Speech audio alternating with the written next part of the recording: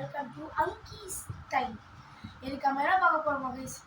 அதுக்கு முன்னாடி sorry guys, எனக்கு நான் வீடியோ போடாதுக்கு சாரி கைஸ். 2 வாரம் ஆச்சு நானே போட கைஸ் பார்த்தேன். எனக்கு ஒரு பர்சனல் மேட்டர், அதுக்கப்புறம் உடம்பு சரியில்லை, இருந்தாலும் ஒரு 3 நாள் சொல்லுவேன். அதுக்கப்புறம் ஸ்கூல் இருந்தது, வேறு எக்ஸாம்ஸ் வேறு வருதா, ஆனுவல் எக்ஸாம் வேறு. அதுக்காக கொஞ்சம் படிக்கணும், அதுக்காக போகிறதில்லை கைஸ். நினச்சிங்க கைஸ், நெக்ஸ்ட் வீடியோலேருந்து கரெக்டாக போடுவோம் கைஸ். ஓகே கைஸ், எனக்கு நம்ம என்ன பற்றி பார்க்க போகிறது தெரியுமா? ஒரு இன்ட்ரெஸ்டிங்கான டாபிக் சினிமானா உங்களுக்கு பொறுத்திருக்க முடியுமா? சினிமானா ஒரு கதை எழுதுவார், அவர் ஒருத்தர் நடிப்பார், ஒருத்தர் காசு கொடுப்பார். That is cinema in basic means.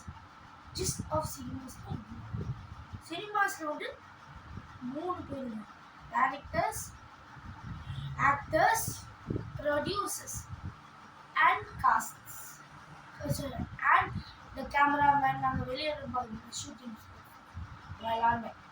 First directors பற்றி டைரக்டர்ஸ் கதை எழுதுவாங்கன்னா அவங்களுக்கு தெரியும். ஆனால் கதையே மக்களுக்கு பிடிக்கிற மாதிரி எழுதணும். அப்படி எழுதினாலும் படம் பயங்கரமாக வரும். அதனால டைரக்டர்ஸ் கதையை கரெக்டாக எழுதுவாங்க, அதனால டைரக்டர்ஸ். கதையை எழுதுனாங்க டைரக்டர்ஸ். இந்த மாதிரி ஆக்டர்ஸ் தான் நம்ம இஷ்டத்து, எப்படி நடிக்கணும், எப்படி ஓடணும், எப்படி ஆச்சு, என்ன ஆச்சு, அதெல்லாம் டைரக்டர்ஸ். செகண்ட்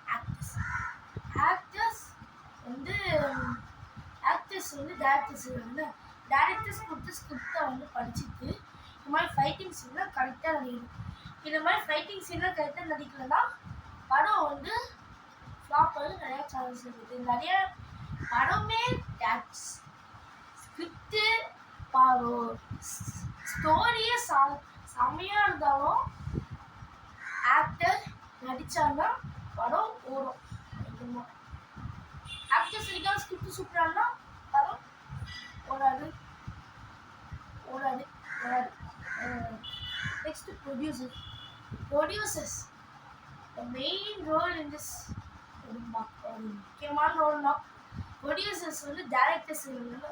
அவங்க ப்ரொடியூசர்ஸ் போய் கேட்பாங்க, நான் இவ்வளோ பட்ஜெட்டில் படம் எடுக்க போகிறேன், நீங்கள் தனியாக சொல்லி ப்ரொடியூசர் ஓகே சொல்லிட்டாங்கன்னா அட்லீஸ்ட் ஒரு 300 க்ரோஸில் படம் எடுத்துருவாங்க. அந்த பட்ஜெட் வச்சு படம் எடுப்பாங்க. அதுக்கப்புறம் ஆக்டர்ஸ் எல்லாருக்குமே சம்பளம் கொடுப்பாங்க. இப்போ ப்ரொடியூசர்ஸோட பட்ஜெட்டோட ஐயா போச்சுன்னா படம் ஹிட் ஆக முடியும். அது அவங்களுக்கு அது பட்ஜெட் கொடுத்தாங்கன்னா அவங்க எடுத்த பட்ஜெட்டோட ஐயா போச்சுன்னா அவங்களுக்கு கொஞ்சம் படம் ஹிட்டு தான். அவங்களுக்கு கொஞ்சம் நஷ்டம் அவ்வளோ இருக்காது, ஆனால் படம் ஹிட்டு தான். 300 வந்துச்சுன்னா ஒரு 320 ஆகுதுன்னா ஓகே, படம் அவ்வளோ நஷ்டம் தான். 300ஓட கம்மியாக போச்சுன்னா படம் ஃப்ளாப். மக்களுக்கு பிடிக்கலன்னா மக்களுக்கு பற்றி இல்லை, அவங்களுக்கு அது மூவி டீம் அது கம்மியாக போச்சுன்னா அவங்களுக்கு யாருக்கும் அவங்களுக்கு சாட்டிஸ்ஃபை இல்லை. 300 க்ரோஸோடு கம்மியாக போச்சுன்னா படம் அவங்களுக்கு ஃப்ளாப் ஆன மாதிரி தான். மூவி டீம் 300 க்ரோஸ் மேலே போச்சுன்னா ஓகே, ரீசெண்ட் தான், இன்னும் நஷ்டம்லாம் ஒன்றும் இல்லை. ஆனால் அவங்களுக்கு 300 க்ரோஸ்க்கு கீழே போகணும், லாஸ். ப்ரொடியூசருக்கு லாஸ், அவங்களாங்க. ஓகே கைஸ், இன்னைக்கு நான் சினிமா பற்றி பேசுகிறேன். இன்னொரு இம்பார்ட்டன்ட் டாபிக். என்ன டைரக்டர் என்ன படம் எடுத்தாலும் ஹிட்டு தான். அதை நீங்கள் கமெண்ட்டில் சொல்லுங்கள். இப்போ நான் சொல்கிறேன் என்ன பிடிச்சிருக்கு. வெற்றிமாறன் அவர் எடுத்த எல்லா படமும் இது. சின்ன ஆக்டர்ஸும் பெரிய லெவலுக்கு கூட்டம் வளரும். ஆக்டர்ஸ் எல்லா ஆக்டர்ஸும் எப்போ கூட பாருங்க, விடுதலை பார்ட் 1 இருந்தது. சூரிய எப்படி பெரிய ஆள் ஆடினார் பார்த்தீங்கன்னா, அண்ணா அவர் படம் நடிச்சா 6. எப்போ நான் உங்களுக்கு ஒரு கேள்வி கேட்குறேன், வெற்றிமாறன் சார் படம் இல்லைன்னா வெற்றிமாறன் சார் படம் உங்களுக்கு என்ன டைரக்டர் பிடிக்குமோ அவரு பேரும், அதுக்கப்புறம் யார் நடிச்சனா அவரும் சூப்பர் ஹிட் ஆகும். அதுக்கப்புறம் படத்துக்கு நீங்களே பேர் அது படத்துக்கு நீங்களே பேர் வச்சு கமெண்ட்டில் சொல்லுங்கள். Okay guys, thank you guys.